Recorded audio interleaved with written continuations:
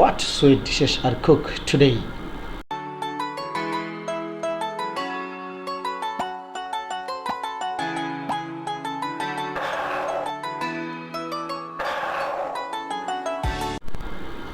বিসমিল্লাহির রহমানির রহিম।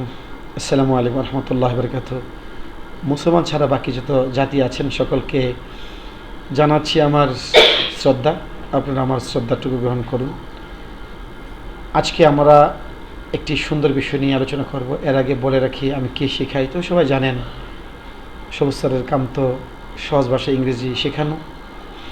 আমি শুরুতে একটি প্রশ্ন করেছি, what sweet dishes are cook today, অর্থ আজ কি রান্না হয়েছে।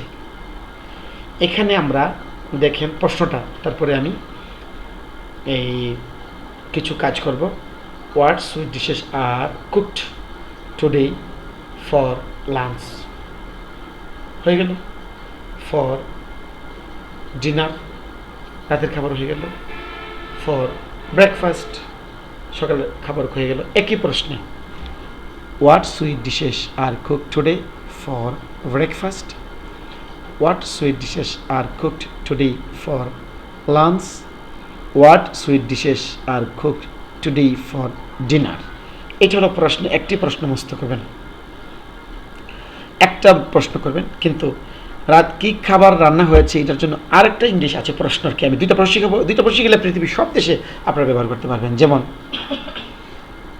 What's the menu for breakfast, what's the menu for lunch, what's the menu for dinner, হয়ে গেল।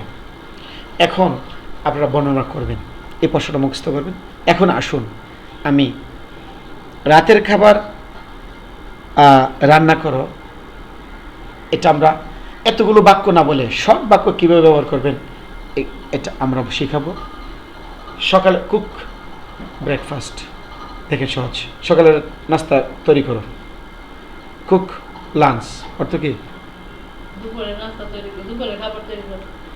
কুক ব্রেকফাস্ট, সকালের নাস্তা তৈরি করো। কুক লাঞ্চ, দুপুরের খাবার রান্না করো। কুক ডিনার, রাতের খাবার রান্না করো। শেষ। এখন যদি আমি, প্রিয় দর্শক কথাটা মনে রাখেন, প্রশ্ন আমি করব না, শুধু এতটুকু বলে চলবে। Cook breakfast, cook lunch, cook dinner. কিন্তু এখানে একটু কথা আছে।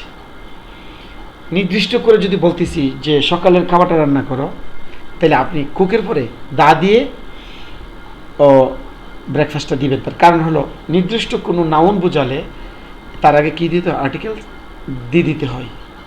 তাহলে আমি বলবো, আমি আমার ওয়াইফকে বলতেছি সকালে নাস্তা বানাও, কুক বা রান্না করো, কুক দ্য ব্রেকফাস্ট।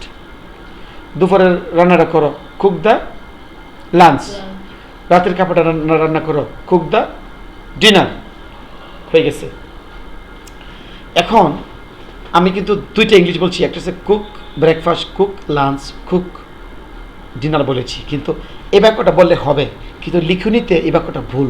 কারণ লাঞ্চ ব্রেকফাস্ট ডিনারের আগে কী দিতে হবে? আর্টিকেল দিতে হবে। কারণ হলো এটার নাউনটা তো সকালে নাস্তা একটা নাউন, এটার আগে নির্দিষ্ট করে বোঝাইলে তার আগে কী দিতে হয়?